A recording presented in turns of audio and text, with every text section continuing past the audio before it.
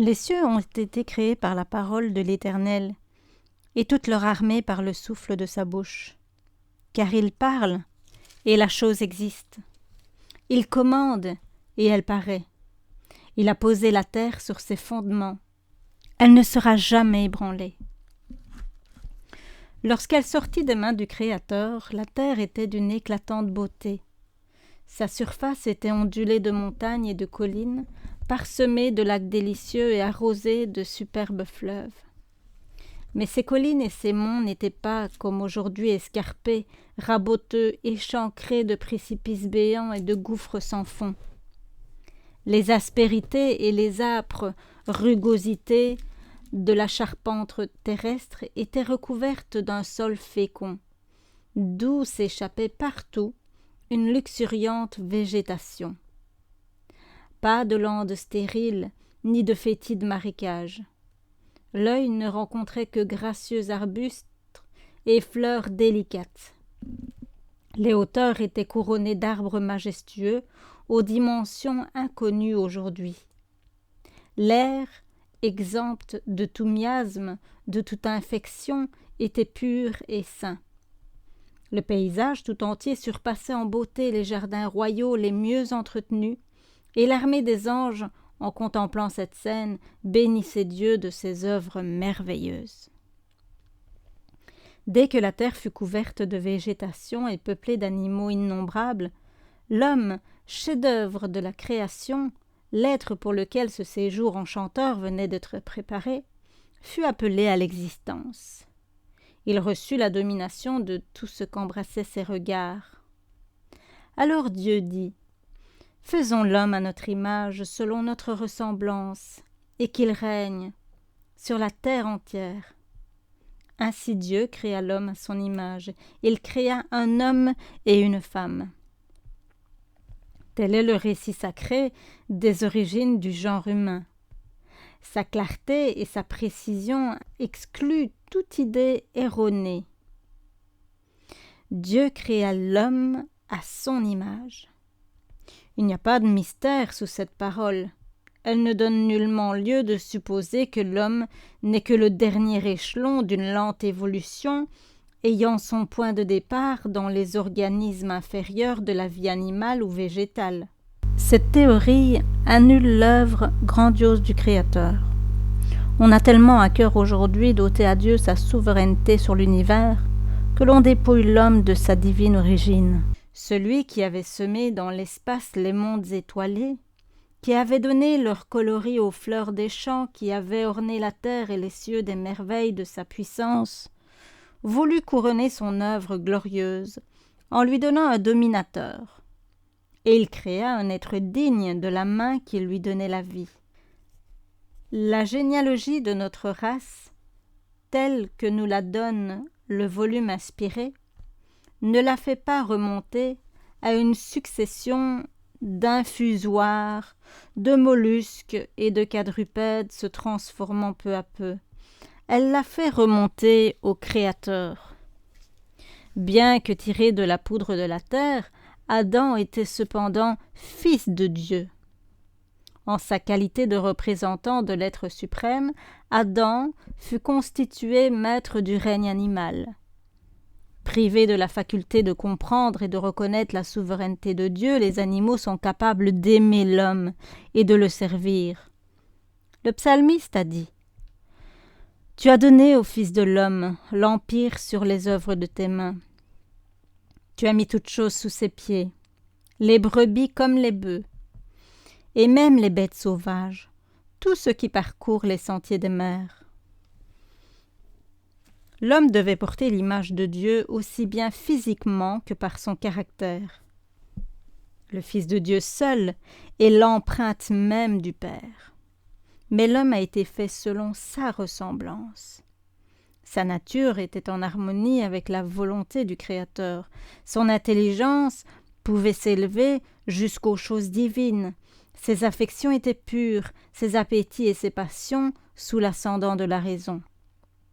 Il était saint, heureux de porter l'image de Dieu et parfaitement soumis à sa volonté. En sortant des mains de son Créateur, Adam était d'une taille élancée et parfaitement harmonieuse. Son visage vermeil resplendissait de santé, de vie et de joie. Sa stature était de beaucoup supérieure à celle des hommes de la génération présente. Ève lui était inférieure en stature. Ses formes étaient pleines de noblesse et de grâce. Dans son innocence, le premier couple ne portait aucun vêtement artificiel. Il était nimbé, ainsi que les anges, d'un voile de lumière et de gloire qu'il conserva aussi longtemps qu'il resta obéissant. Après la création de l'homme, Dieu fit passer devant lui tous les animaux de la terre pour leur donner des noms. Adam vit bien que chacun d'eux avait sa compagne, mais parmi toutes les créatures que Dieu avait faites, il n'en trouva aucune qui lui ressemblât.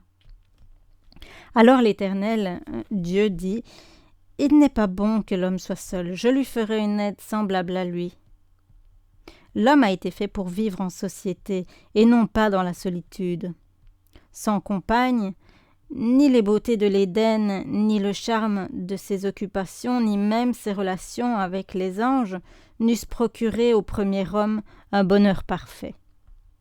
Sans une compagne de même nature que lui, aimante et digne d'être aimée, son besoin de sympathie et de sociabilité n'eût pas été satisfait. Cette compagne, Dieu la donna lui-même à Adam. Il lui fit une aide semblable à lui, à savoir un être qui pût vivre auprès de lui, partager ses joies et répondre à ses affections. Pour marquer qu'elle n'était pas destinée à être son chef, pas plus qu'à être traitée en inférieur, mais à se tenir à son côté comme son égale, aimée et protégée par lui, Ève fut tirée d'une de ses côtes. Os de ses os, chair de sa chair. La femme était une autre partie de lui-même, signe sensible et frappant de l'union intime et de l'attachement profond qui devait caractériser leur rapport. Jamais un homme n'a haï sa propre chair, mais il la nourrit et en prend soin. C'est pourquoi l'homme laissera son père et sa mère et s'attachera à sa femme, et ils deviendront une seule chair. C'est Dieu qui célébra le premier mariage. Cette institution a ainsi pour fondateur le Créateur de l'univers.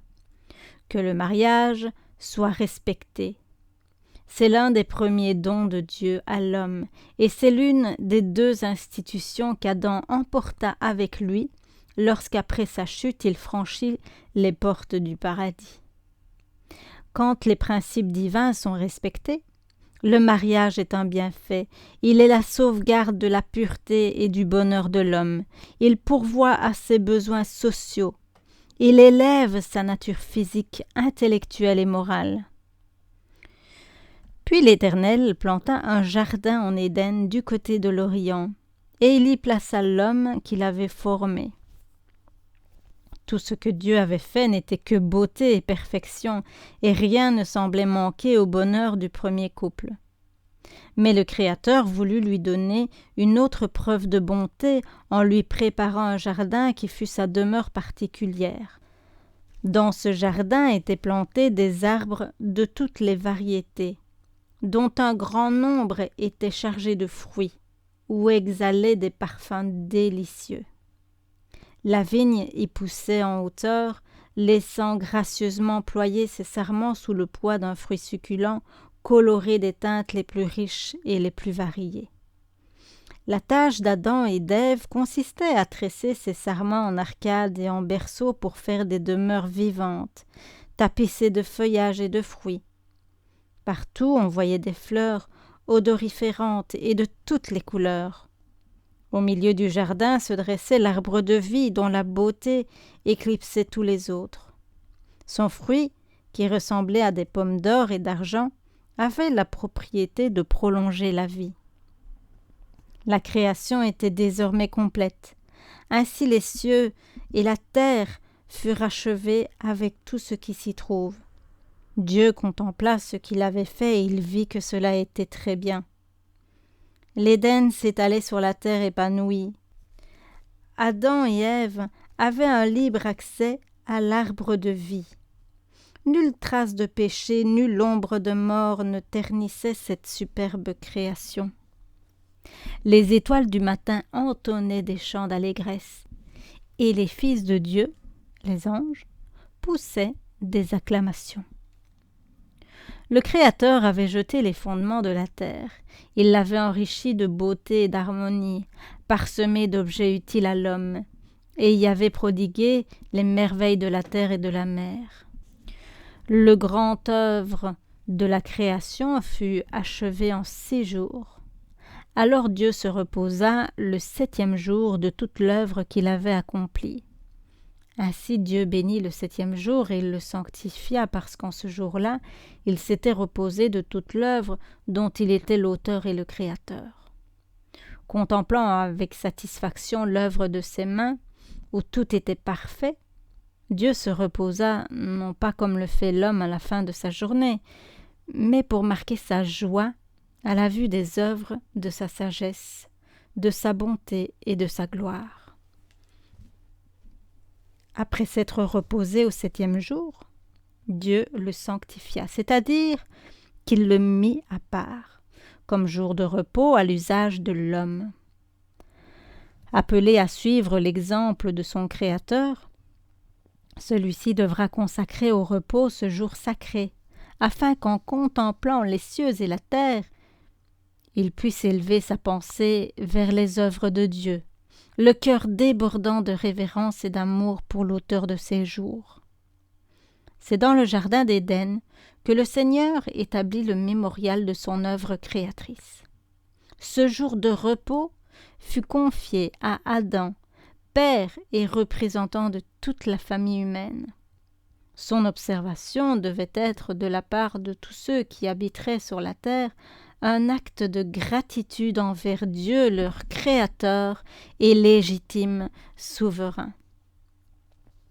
Cette institution, qui avait un caractère absolument commémoratif, devenait le partage de toute l'humanité. N'ayant rien de symbolique, elle n'était pas limitée à quelques peuples particuliers.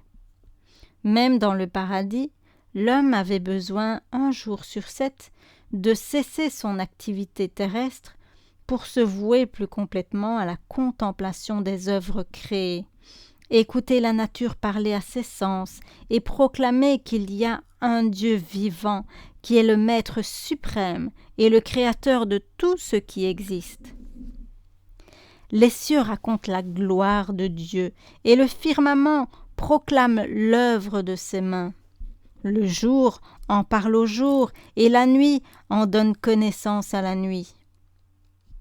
Les beautés de la nature sont un signe de l'amour de Dieu. Cet amour éclate dans les ravissants paysages ornés d'arbres majestueux, dans les boutons de fleurs et leurs délicates corolles. Tout nous le rappelle. Or, le sabbat dirigeant sans cesse les yeux des hommes vers celui qui les a créés, les convie à ouvrir le grand livre de la nature et à y lire la puissance, la sagesse et l'amour du Créateur. Bien que créés innocents et saints, nos premiers parents n'échappaient pas à la possibilité de faire le mal. Doués du libre arbitre, à même d'apprécier la sagesse et la bienveillance de Dieu, ainsi que la justice de ses exigences, l'homme restait parfaitement libre d'obéir ou de désobéir. Il jouissait de la société de Dieu et des saints anges, mais il ne pouvait être en état d'éternelle sécurité tant que sa fidélité n'avait pas été mise à l'épreuve.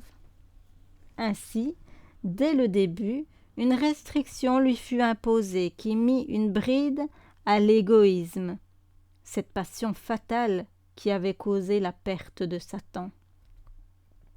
L'arbre de la connaissance, placé au milieu du jardin, près de l'arbre de vie, devait servir à éprouver l'obéissance et la reconnaissance de nos premiers parents. Admis à manger librement du fruit de tous les autres arbres, ils ne pouvaient, sous peine de mort, goûter à celui-là. S'ils triomphaient de l'épreuve, ils seraient finalement soustraits à la puissance de l'ennemi et demeurerait à perpétuité dans la faveur de Dieu. Il n'existe pas de gouvernement sans loi. L'une des conditions indispensables de l'existence de l'homme était, en sa qualité de sujet, l'obéissance aux lois de Dieu. Adam aurait pu être créé incapable de les transgresser. Le Créateur aurait pu empêcher sa main de toucher au fruit défendu. Privé de la faculté de choisir, l'homme n'aurait pas été un être libre, mais un simple automate. Son obéissance aurait été forcée et non volontaire. Adam n'aurait pas pu se former un caractère. D'ailleurs, ce système eût été contraire aux voies de Dieu à l'égard des habitants des autres mondes, et ce mode d'existence, indigne d'un être intelligent, eût fortifié l'accusation d'arbitraire lancée par Satan contre le gouvernement divin. Dieu avait fait l'homme droit, doué de nobles facultés et sans penchant au mal. Il l'avait gratifié d'une haute intelligence, tout l'engageait à demeurer fidèle à son Créateur. Une obéissance parfaite et perpétuelle, telle était la condition d'une éternelle félicité. À ce prix, il pouvait avoir libre accès à l'arbre de vie. La demeure de nos premiers parents devait servir de modèle à celle de leurs descendants, au fur et à mesure que ceux-ci prendraient possession de la terre. Ce foyer, orné par la main de Dieu, n'était pas un palais. Dans leur vanité, les hommes se plaisent à habiter de demeures somptueuses, ils mettent leur gloire dans les ouvrages de leurs mains. Mais Dieu plaça Adam dans un jardin. Ce jardin qui devait lui servir d'habitation avait pour dôme le ciel bleu, pour plancher un tapis de verdure émaillé de fleurs délicates, et pour dais les branches feuillues d'arbres majestueux. Aux parois étaient suspendus comme ornements les magnifiques produits du divin artiste. Ce décor, offert au premier couple dans son innocence, renferme une leçon pour les hommes de tous les temps. Le vrai bonheur n'est pas dans les satisfactions de la vanité et du luxe, mais dans la communion avec Dieu, au sein de ses œuvres admirables. Si les hommes recherchaient moins l'artificiel et cultivaient davantage la simplicité, ils répondraient beaucoup mieux au plan divin à leur égard. L'ambition et l'orgueil ne sont jamais satisfaits. Les vrais sages trouvent des jouissances aussi réelles que pures dans les biens que Dieu a mis à la portée de tous. Les habitants de l'Éden reçurent la charge du jardin pour le cultiver et pour le garder. Cette occupation saine et agréable n'avait rien de pénible.